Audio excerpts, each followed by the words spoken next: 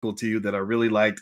And it's going to go down 7 steps to becoming a millionaire or financially independent by the age of 35 or being able to retire young. So get comfortable, buckle up a seatbelt. We're going to get started on the Black Financial Channel right now.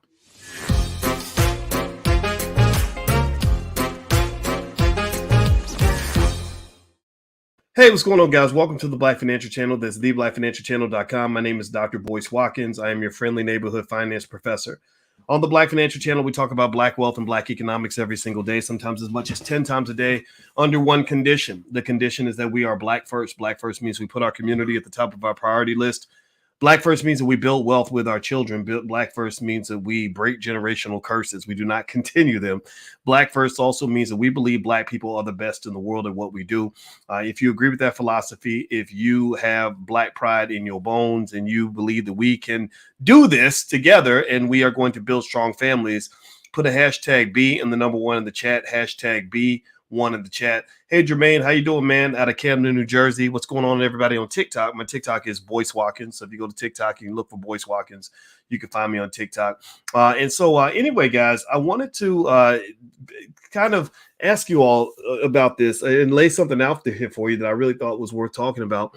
How many of you would like to be rich one day? Give me a yes in the chat if you have a plan to be wealthy. In fact, give me a yes in the chat if you want to be wealthy at some point. Give me a yes in the chat if that's one of your main objectives, if that's one of the reasons why you're here. I mean, why else would you be listening to me other than the idea that hopefully it helps your life? I'm not here just for entertainment. Give me a yes in the chat if that's part of your plan. If you're going to be wealthy or if your children are going to be wealthy, give me a yes in the chat. Okay, now I've asked you how many of you want to be wealthy. Now, how many of you have a plan? How many of you feel like you have a good plan that's solid, that's well thought out? Give me a yes in the chat. Hey, I see Nikata and Saint and Aranda and Too Rich and Nola and Boba and all of you guys on TikTok. What's going on? James says, yes, I want to be worthy. All right, so that's important, right? You don't just want to know what you want to be and what you want to do. You got to know how you're going to actually do it. Right? If I say, hey, I want to get to the mall at 2:00, I got to pull out my GPS, figure out where the mall's located, put the address in, and get a plan to get there, right? So what I want to do is read this article to you because I thought it was a really great article in terms of explaining how a guy was actually able to retire at the age of 35. And what I liked about his article was that it was just so common sense. It was such common sense. And the thing about it, you guys know I've been a college professor a long time. My PhD's in finance, y'all know that.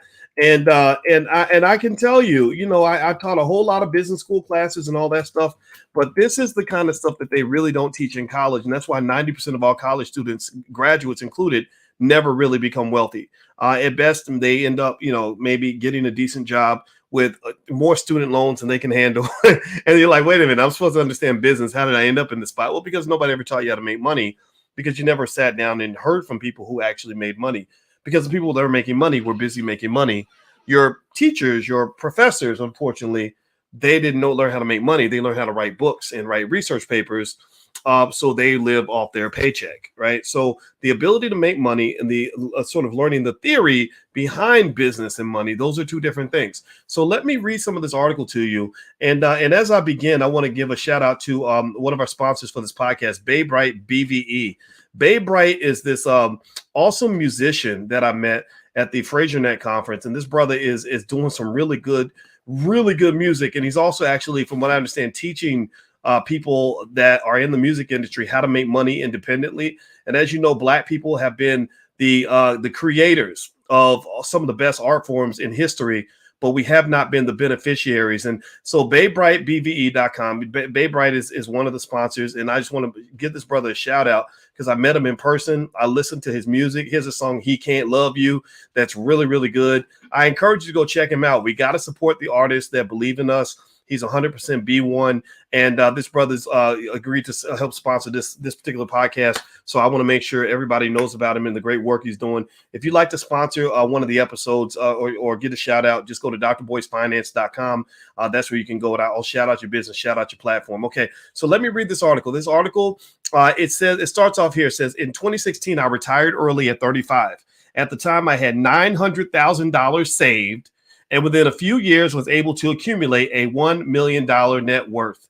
So how many of you would like to have been able to save $900,000 by the age of 35? Can we just like clap for that? Now I don't know if I don't think he was born rich. I don't think this guy was born with a silver spoon in his mouth. I know we like to excuse away people's success. Yeah, give me a yes if that's something that you like sort of really took note of and want to clap for, because I want to clap for that. I think it's a big deal. He says a big factor in my success wasn't the advice I received. It was the advice I ignored. I built wealth the old-fashioned way by working hard in a regular 9-to-5 job and making strategic financial moves that many people might disagree with. Now, this is what's interesting too. I've seen a lot of people go from rags to riches by starting a great business and selling a product.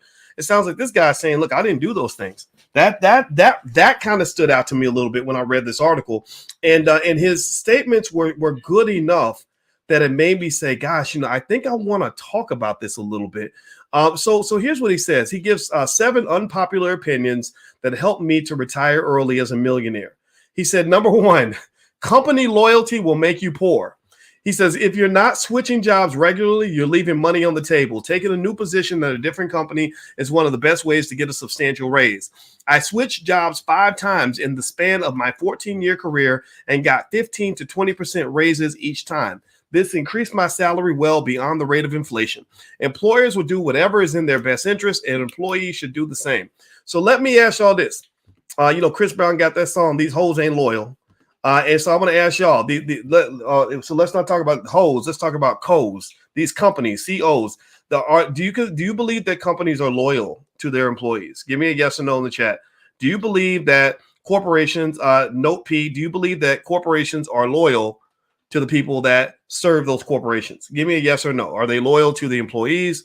Are they loyal to the customers? Are they loyal to the suppliers? Are they loyal to anybody? Who are they? Are they loyal to anyone? Do you think companies are loyal? No, they're not. They're not. And so I'm not saying you should be a disloyal person. I'm not saying you shouldn't try to aim for some stability in your life, but that makes sense. If you're constantly testing the market, then you're going to benefit from going out into the market, even if it means going and getting a credible job offer and then bringing that offer back to the table and laying it down on your boss's desk and saying, excuse me, I work for Coca-Cola. Pepsi just offered me a better position with a bigger salary. Can you match this? Right. And that is called a credible threat. That is a negotiating strategy that works also in dating relationships. If you keep telling your man you're going to leave and you don't never actually pack your bags, walk out the door, and maybe get some other guy calling the house, he may not believe you're actually going to leave. But notice how his behavior changes when he sees you done moved out and went back to your mama's house and you got dressed up to go out on a Friday night. Then suddenly he's like, baby, please, I'm sorry. I love you, girl. You so pretty. Right. So ultimately, it's a matter of posing a credible threat. In fact, you could extend this to politics.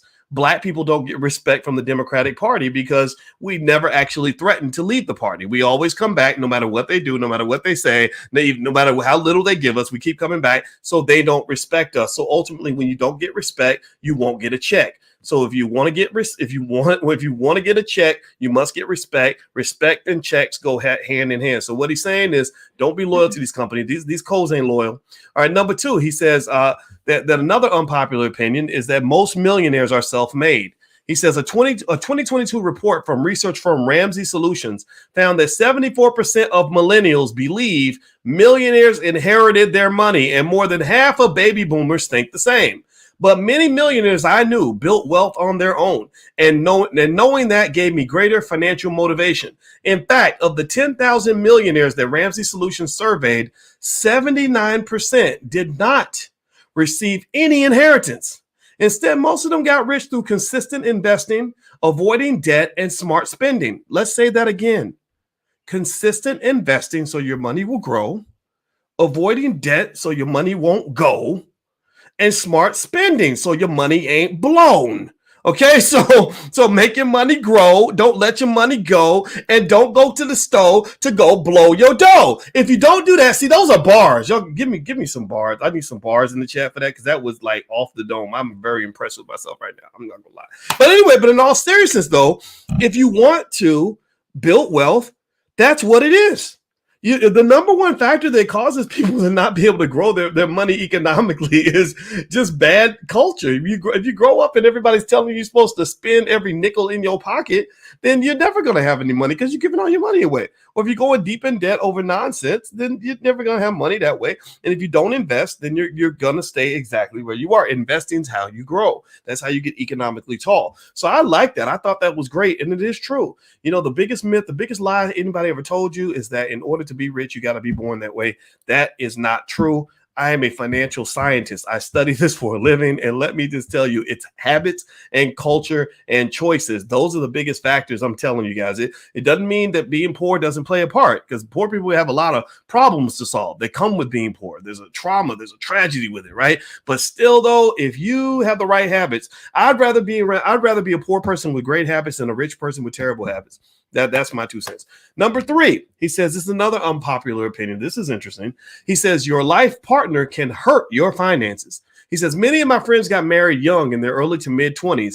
And now a big point of relationship tension for a lot of them is money related, like opposite spending habits or an unwillingness to have money conversations. I chose to wait until I found someone who shared the same financial values. And it was one of the best life decisions I have ever made. Getting on the same page about finances with a partner might not be a priority for most people, but it was for me. Today, I have a supportive spouse who is just as enthusiastic as I am about investing and living a frugal lifestyle. So did you hear that? Did you catch that part? When you're talking about something that's supposed to be important to you, you want to try to have people in your camp who can respect the things that you respect, who care about the things that you care about, who have values that are somewhat consistent with yours. And if you don't, it's hard. It's kind of like you're climbing uphill. It becomes a little bit of a battle, and it's kind of difficult. So what he's really saying is that the biggest investment that you make, one of the biggest investments you make, is who you choose to spend your life with. Okay. Do you get what I'm saying? Give me a yes in the chat if you get what I'm saying. Take a moment, please. If you could, hit that thumbs up button, thumbs up, share, subscribe. I want to give another quick Dr. Boyce shout out for another company that's helping to sponsor this podcast. You know me, I like to shout out Black-owned businesses. They help us, we help them. And this company is tropicalholistic.com. And I hope you'll check out this website. I looked at the website. I'm going to share my screen so you guys can see it. So tropicalholistic.com. They have all kinds of oils and stuff like that, like healthy stuff. And it looks to me like they have, let's see, I see here pure vitamin E oil, pure rose hip oil, organic and virgin, natural hair and beard growth treatment oil. They're a small Black-owned business. I believe they said out of Buffalo. I'm going to look that up. They said our mission is to provide high-quality products that are not tested on animals and are completely safe for the environment. So this is a nice Black-owned business, and it looks like they've got their stuff together. They put together a nice site, and they're investing in themselves. So I hope that as you're spending your hard-earned Black-owned money, that you're going to go support companies like tropicalholistic.com. They are also sponsoring the podcast. So thank you very much to them for backing us up. We'll back you up too. And it looks like, and they said you can use a code Boyce15 to get 15% off. So all one word, Boyce and the number 15, all one word, you can get 15% off. And they are located in Pennsylvania. So shout out to them. Okay, so let me keep reading this article. So we're talking about the steps to becoming a millionaire by the age of 35. The next unpopular thing that he mentions is he says, another unpopular opinion is that you don't have to hustle 24/7. I said, okay, this is a guy that's wise beyond his years. I love it, because a lot of times we get this idea that in order to build wealth and in order to be financially successful, you've got to just work yourself into an early grave. And that made sense to me when I was in my 20s, maybe even in my 30s. But then I got a little older and I was like, I don't want to work until I die. I want to have a life. I don't want to be out here just looking crazy, just constantly, just working nonstop. And so it led to a reflection and an understanding. And it seems like he already gets that. So here's what he says. His perspective is this. He says, you might think that hustling will make you rich faster, but it also means having less time to take care of your body. Yes. And your relationships. Your health and your wealth and your relationships are linked. Some people spend so much time chasing wealth that they destroy their health and they destroy their relationships. So then you end up losing money from your health because you got medical bills out the, to the roof. And then also you lose your relationship. So you're spending all your money in divorce court because you didn't put time into your marriage. So he says to grow your wealth, you don't always need to be moving, producing, and working. Prioritizing things like sleep, exercise, and a proper diet gives you the opportunity to refuel for the next day. I always put my health first, and as a result, I feel happier and much more energetic, creative, and productive. Oh, let me just say this. There's a really smart guy named David Shands who has this platform. It's called Sleep is for Suckers. And I never said it to David because I like him. I really like what he does and everything else. And I get it. I felt that way when I was younger, that you should go on 3-4 hours sleep. But then I started doing the research. And what I encourage you to do, if you don't believe me, go do the research on this. A lack of sleep will kill you. Lack of sleep, lack of water, things like that, that will kill you. That literally not getting enough sleep every night literally can take 10, 15 years off your life. And so I guess if you want to live it up really good until you're 45 and then die at your desk or something when you're 50, that's fine.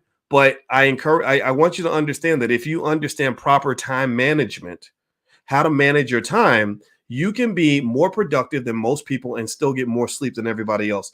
I'm a living proof of that. People ask me all the time, but like, Doc, do you ever stop working? I'm like, yeah, I stop working all the time. But when I am working, I'm just super efficient. I know how to get a lot done with very little time. I have a very efficient, time process in terms of how I get my stuff done. And then when I'm chilling, Sometimes I take 2 naps a day. Today I took 2 naps because I was tired. My body said, you need another nap. I said, okay, bet, let's go lay down again. And I sleep the full night.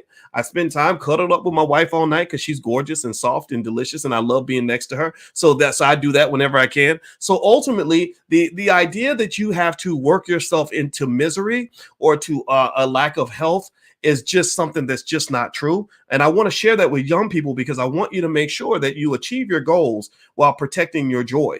You work hard and you play hard. You don't do anything crazy. Don't do anything stupid. But at the same time, set a goal. Have a passion, have an objective. And also the other thing that causes people to not be productive is that their time gets eaten up by little stupid stuff. So I found that I could get a lot done by eliminating stupid stuff. So when I'm working, I turn off my phone. I don't respond to email. I don't respond to Twitters and texts and none of that. I don't even answer calls at all, hardly at all. I text people back when I feel like I have time to do it, right? So ultimately, that time management piece is really important. And in fact, actually, something I can let you guys have access to in the Black Business School that won't cost you anything is I have a life class that where time management is a big part of that. I literally lay out my time management philosophy as well as a lot of other stuff, just a lot of good content on achieving goals, and it's totally free. You also get access to our Wednesday Powernomics training that we're doing for the whole community. We're reading Dr. Claude Anderson's book, Powernomics, which is a blueprint on how Black people can have economic power all throughout the world. We're reading this book word for word every Wednesday night, and I'm going through it with you for free. It's a free class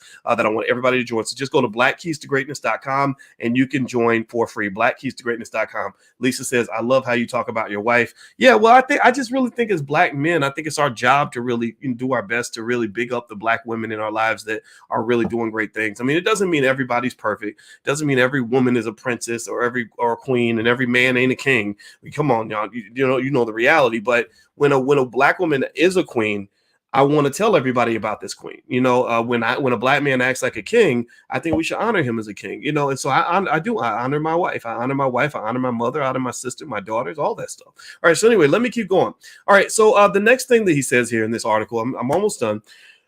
Number 5, he says, growing up poor doesn't mean you can't build wealth. He says, I came from a very low income family. My grandfather was a pastor and barely got by financially because he wasn't good with his money. My dad adopted those same habits and spent most of his early years living paycheck to paycheck.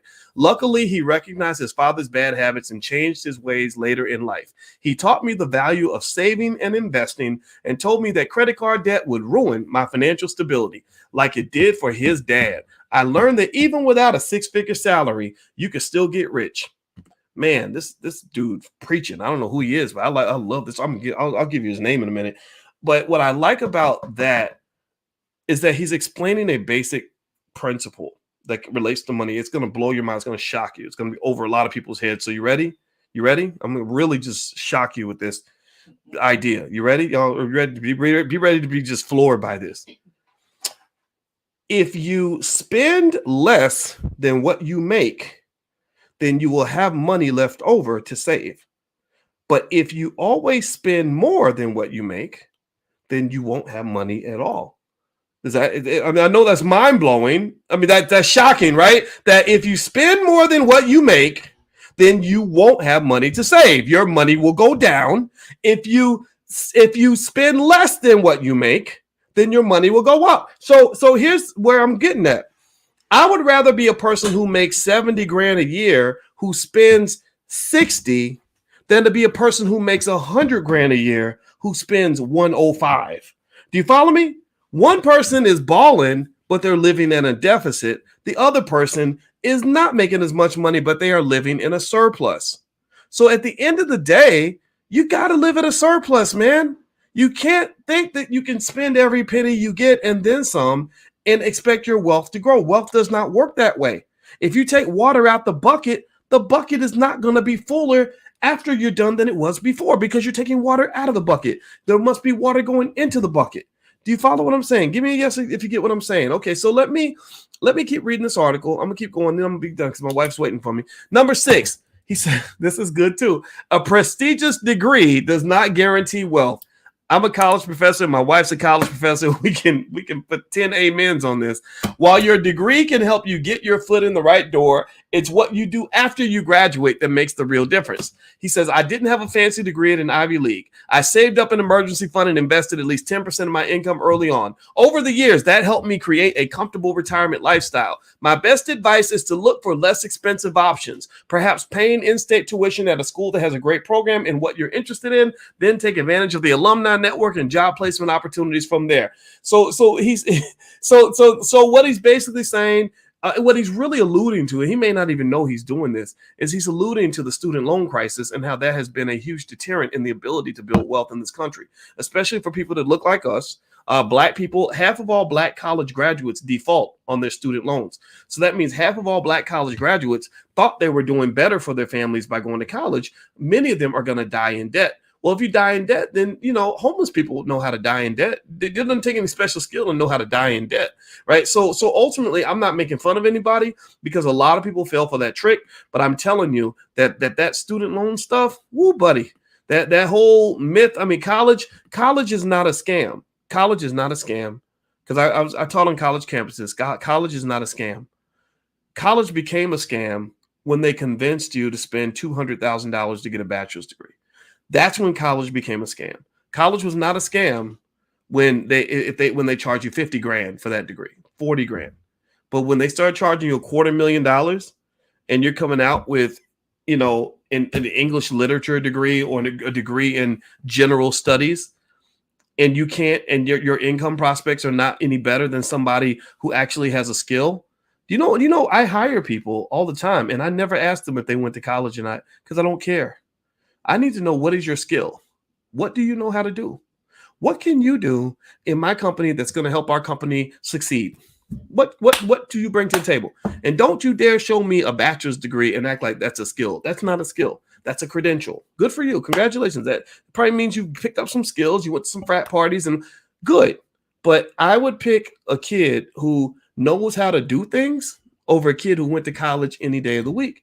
I have a guy that works for me. I'm thinking about right now. Never went to college, but he can fix anything in the house. He is a hardworking guy. He shows up on time.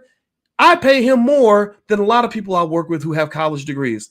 Do you know why I pay him more? It's because I like him and just want to give away my money? No, I'm a businessman. I don't do that.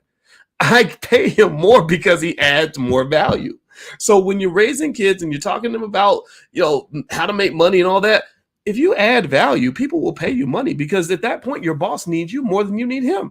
I need this guy. I'm like, hey, you can't quit because I can't replace you. How much more do I have to give you? What do you want? What do you need? Hey, he had me by the balls because he brought so much skill to the table that I couldn't operate. I couldn't function without him. So I had to give him a raise. Do you understand what I'm saying? Get the damn skill. Stop worrying about the degree.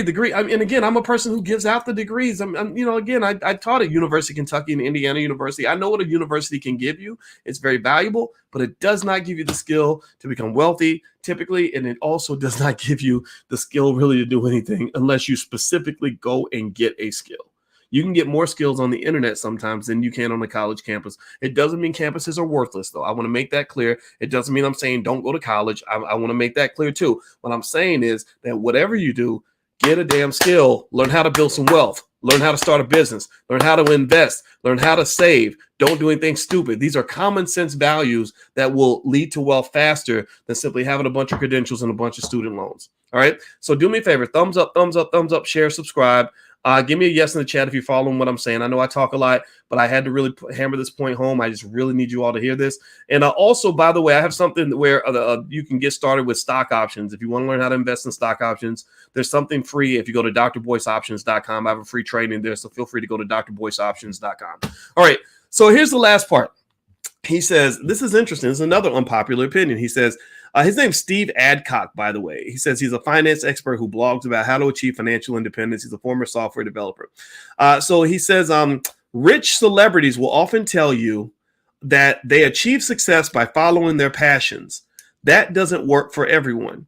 It's easier for most of us to earn a living through our strengths than through our passions. Our passions tend to be more creative, and it's usually harder to earn a high salary in a creative field.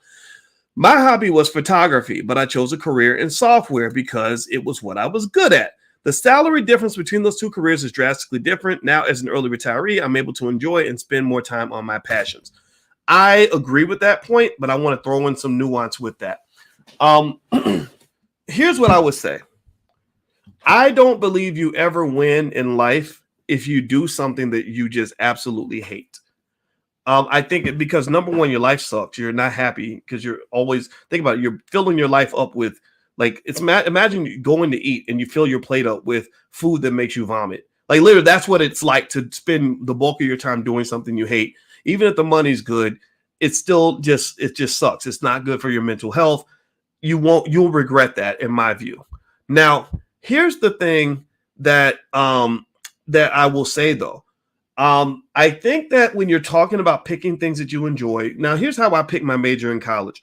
I realized that I really liked psychology and computer science, but I knew I could make the most money going into finance, right? And I like finance, but not as much as psychology, but I picked finance because I figured I could weave psychology into finance and computer science into finance, right? So what happened was I got my PhD in finance, but I did my specialty was investor psychology, and my wife is deep in psychology. So we talk about psychology all the time. Literally every single day we talk about something related to psychology. So I still get a chance to enjoy that passion. I still get to apply it to what I do, but I did pick that skill that was going to pay the bills. But that's sort of my thinking, what it was when I was 19 or 20. Here's how my thinking has evolved, and this is something you can carry away with you. If you understand the basics of how to create a business model around what you do, you can make money at damn near anything. Everything has an economy around it. Everything does.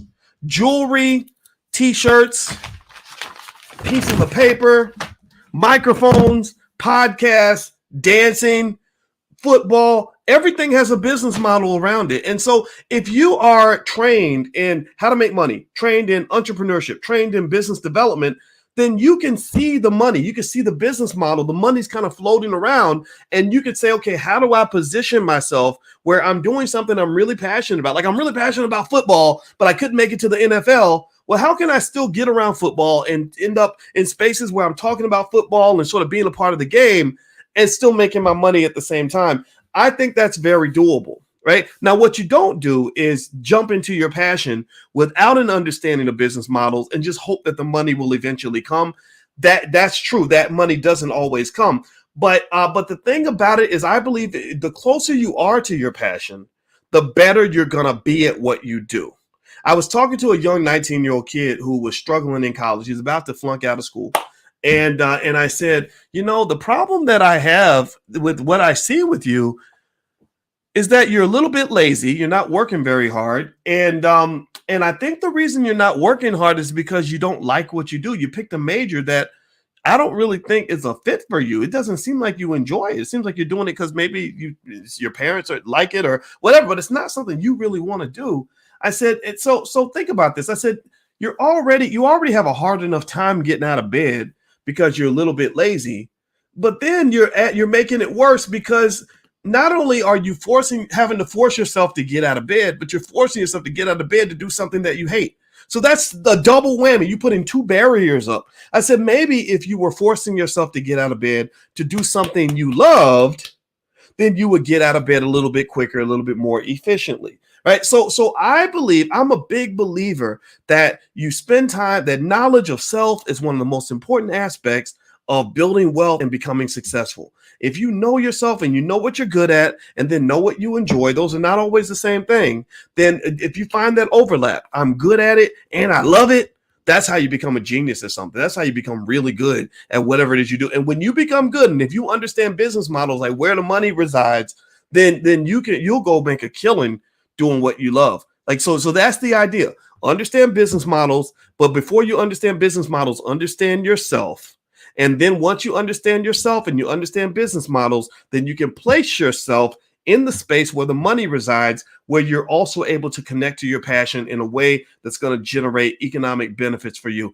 Going to work does not have to be something painful. In fact, give me a yes or no. How many of y'all grew up watching your parents and your friends get up and go to work and they were not happy? Like they just hated going to work. Going to work was seen as a negative. It was seen as a burden. Give me a yes in the chat if you grew up like that. That's how I grew up. I never grew up believing that going to work was ever good. The idea of enjoying work just didn't even make, that was an oxymoron.